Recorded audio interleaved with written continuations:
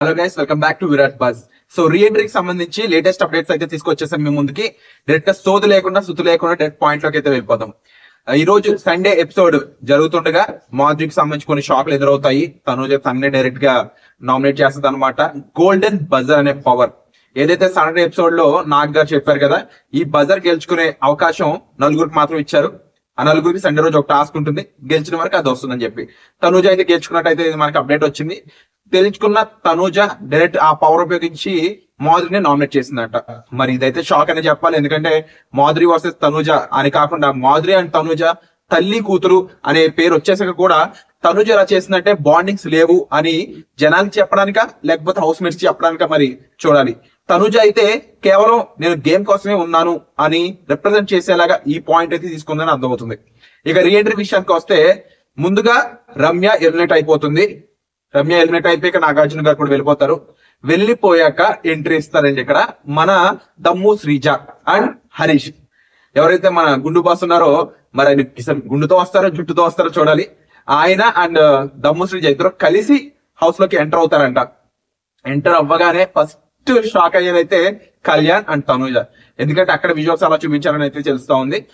Kalyan and Tanuja shock లో ఉన్నారు. మిగిలిన వాళ్ళు కూడా కాస్త ఇదిగా ఉంటే మిగిలిన వాళ్ళు వెళ్ళి కలిశారు. అంతా జరిగింది అక్కడ. అయితే ఆ టైంకి ఆల్రెడీ మన ప్రియా, భరణి, ఇంకా మర్యాద మనీష్, ఫ్లోరా అయితే ఇంకా రాలేదు.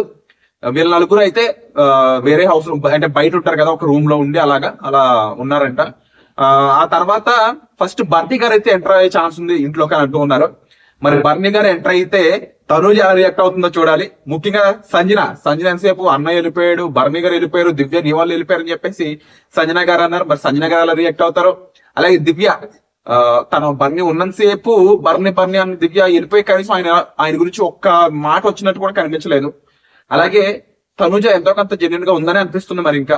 మరి బర్నీ గారు వచ్చాక అసలు చాలా మంది జనాలు దమ్ము శ్రీజ కంటే కూడా బర్నీ గారు రీఎంట్రీ కోసం వెయిట్ చేస్తున్నారు. ఎక్కువ కామెంట్స్ ఆయన గురించి వస్తున్నాయి. మరి బర్నీ గారు రీఎంట్రీ ఎంత స్ట్రాంగ్ గా ఇవ్వబోతున్నారు అనేది అయితే చూడాలి. అండ్ తప్పకుండా నాకు తెలిసి సోషల్ మీడియాలో కూడా దమ్ము శ్రీజ గురించి ఎక్కువ రావాలని వచ్చినప్పటికీ కూడా ఎక్కువ మంది మాత్రం బర్నీ గారు ఎంట్రీ కోసం అయితే నిజంగా ఎదురు చూస్తున్నారు. అదైతే క్లియర్ తెలుస్తుంది. అండ్ ఆ తర్వాత బర్నీ గారు వచ్చాక మళ్ళీ ప్రియా ఎంటర్ అవబోతుంది అనమాట.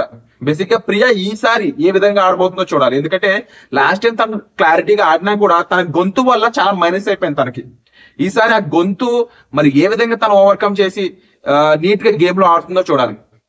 అండ్ తర్వాత ఫ్లోరా మిగిలిన వాళ్ళు కూడా ఎంటర్ అవుతారు. అయితే ఈసారి బిగ్ బాస్ లో ఈ ఎంటర్ అయిన రీఎంట్రీ పర్సన్ అందరికి కూడా ఛాన్స్ వస్తుందా అంటే చూడాలి. ఎందుకంటే వీళ్ళలో నాకు తెలిసి ఒకరో ఇద్దరు మాత్రమే హౌస్ లో పర్ఫెక్ట్ గా సెట్ అవుతారు అనిపిస్తుంది.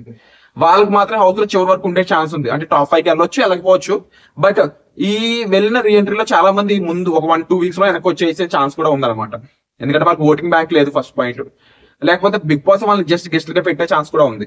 ఓన్లీ ఇద్దరు ముగ్గురుకో మీరు ఆడడం వల్ల లేదంటే మీకు ఉన్న క్రేజ్ వల్ల వాళ్ళని ప్రాపర్ హౌస్ మేట్స్ గా ఉంచే ఛాన్స్ ఉంది అనమాట. సో ఇది లేటెస్ట్ అప్డేట్. మీరు ఏమంటారో కామెంట్ చేయండి.